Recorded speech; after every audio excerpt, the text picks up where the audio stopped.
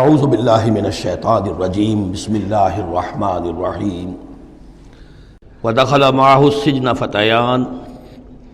قال احدهما انی ارانی اعصر خمرا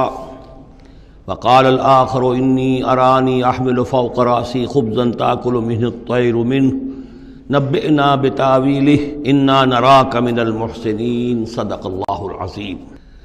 اور داخل ہوئے ان کے ساتھ جیل میں دو جوان۔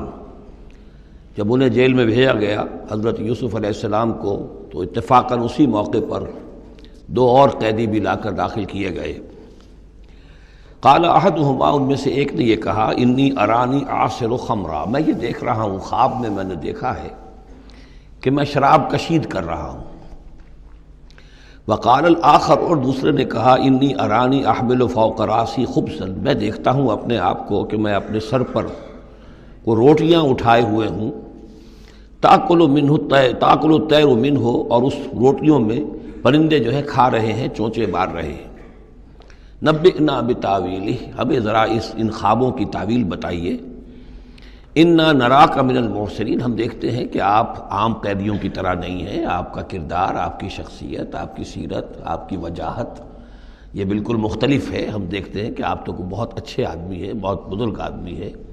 تو ہمیں امید ہے کہ آپ ہمارے خوابوں کی تعویل بتا سکیں گے۔ قال لا یاتیکما طعام ترزقانہ الا نبأتکما بتاویلہ، حضرت یوسف نے فرمایا کہ جو کھانا آتا ہے تمہارے لیے، وہ راشن کا وقت معین ہوگا جو قیدیوں کو تقسیم کیا جاتا ہے، تو نہیں آئے گا تم تک کھانا جو دیا جاتا ہے تمہیں،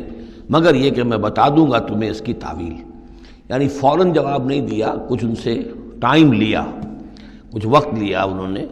کہ اس پہ اپنی تبلیغ کر سکیں، اپنی بات اس کو بتا سکیں کہ جب یہ اب میری طرف متوجہ ہوئے ہیں۔ اور یہ داعی حق کا یہ کام ہوتا ہے کہ وہ ہر وقت اس فکر میں رہے کہ کسی بھی اعتبار سے کوئی موقع ہو کہ کوئی خیر کی بات کسی سے کہنے کے لیے صحیح جو ہے تقریب پیدا ہو جائے تو اس موقع سے فائدہ اٹھایا جائے۔ الا نبأتکما بتاویلہ قبل ان یاتیکما، اس سے پہلے کہ تمہارا وہ راشن آئے۔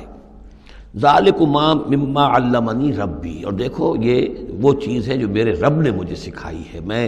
کوئی دعوے دار نہیں ہوں اپنے کسی ذاتی کمال کا۔ اب اس میں خود بخود اس جملے میں بھی اللہ تعالیٰ کی طرف ایک توجہ اور اللہ کی طرف ایک نسبت موجود ہے۔ انی ترکت ملت قوم لا یؤمنون باللہ وہم بالآخرۃ ہم کافرون، دیکھو میں نے ترک کر دیا ہے اس قوم کا راستہ کہ جو نہ اللہ کو مانتے ہیں اور نہ ہی آخرت پر ان کا یقین ہے، بلکہ آخرت کے وہ کافر ہیں، منکر ہیں، نہیں مانتے آخرت کو۔ واتبعت ملت آبائی، اور میں نے پیروی کی ہے، اختیار کر لی ہے ملت اپنے آبا کی، ابراہیم و اسحاق و یعقوب، یعنی ابراہیم اور اسحاق اور یعقوب کی۔ یہاں اس سے مراد کیا ہے؟ دیکھیے کہ ایک شخص جو ہے بچپن میں ہی اگر پیدا ہوا ہے مسلمانوں میں، تو ایک تو ہے موروثی عقائد کے جو اسے ملے ہیں، اور ظاہر بات ہے کہ وہ اللہ کا نام جانتا ہے، رسول کا نام جانتا ہے، کلمے اس کو پڑھا دیے گئے، نماز سکھا دی گئی۔ لیکن ایک ہوتا ہے جب انسان شعور کی عمر کو پہنچے تو خود اپنے غور و فکر سے اپنا جو فری ایک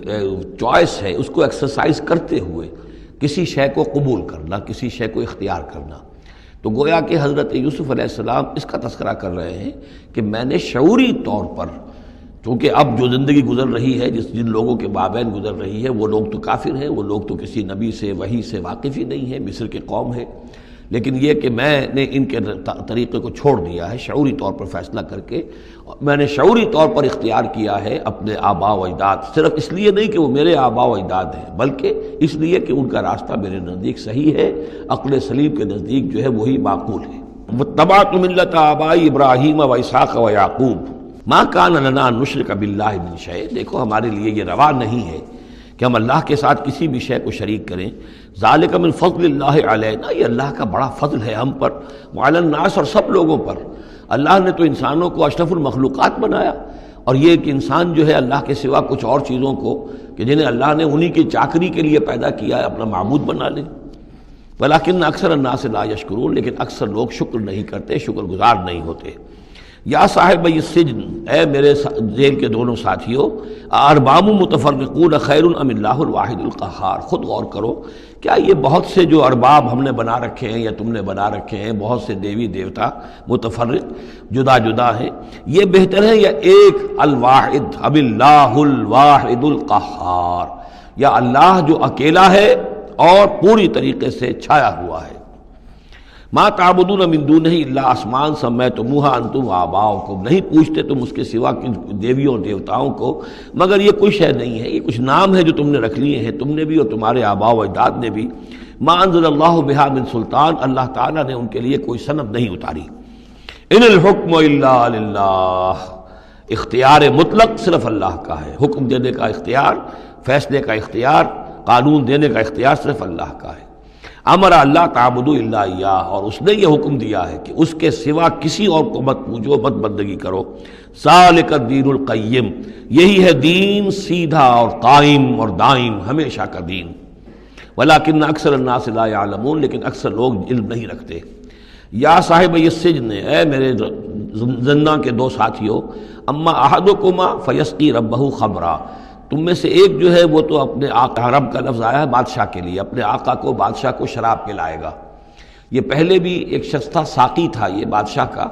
لیکن یہ کوئی اس کے اوپر الزام لگا، اس الزام میں اس کو جیل بھیج دیا گیا، لیکن اس کے بعد یہ بری ہو گیا، ری انسٹیٹ ہو گیا اپنی پوزیشن پر، اور اس کی خبر دے دی حضرت یوسف علیہ السلام نے اس کے خواب کے حوالے سے کہ آصر و خمرہ، میں دیکھ رہا ہوں کہ میں شراب کشید کر رہا ہوں، تو آپ نے اس کی تعویل یہ کی کہ تمہارے خواب کا مطلب یہ ہے کہ تم رہائی پا جاؤ گے، اور پھر تم اپنے بادشاہ کے پاس جا کر، آقا کے پاس وہی خدمت جو ہے ساقی گری کی تم کرو گے۔ وَأَمَّا الْآخَرُ، اور جو دوسرا ہے، فَيُسْلَبُ، اسے سولی دے دی جائے گی۔ فَتَأْكُلُ تُطَيْرُ مِنْ رَأْسِهِ، تو ظاہر بات ہے سولی جن کو چڑھا دیا جاتا تھا تو پرندے جو ہیں پھر ان کی جو وہ کھوپڑیاں ہیں اس میں آ کے چونچے مار کے، اور پھر جو دماغ کا گودا ہے اس کو وہ کھاتے تھے۔ تو فرمایا کہ وہ پھر تَأْكُلُ الطَّيْرُ مِنْ رَأْسِهِ، جب وہ سولی پر چڑھا ہوا ہوگا تو پرندے آئیں گے اور اس کی کھوپڑی میں چونچے مار کے اس کے سر میں سے کھائیں گے، بھیجا کھائیں گے۔ قضی الامر الذی فیہ تستفتیان، فیصلہ کر دیا گیا اس معاملے کا جس کے بارے میں تم دونوں نے فتویٰ مانگا تھا، رائے پوچھی تھی۔ وقال للذی ظن انہ ناج، اور حضرت یوسف نے کہا اس شخص سے جس کے بارے میں ان کا گمان تھا کہ یہ نجات پا جائے گا، رہائی پائے گا، چلا جائے گا،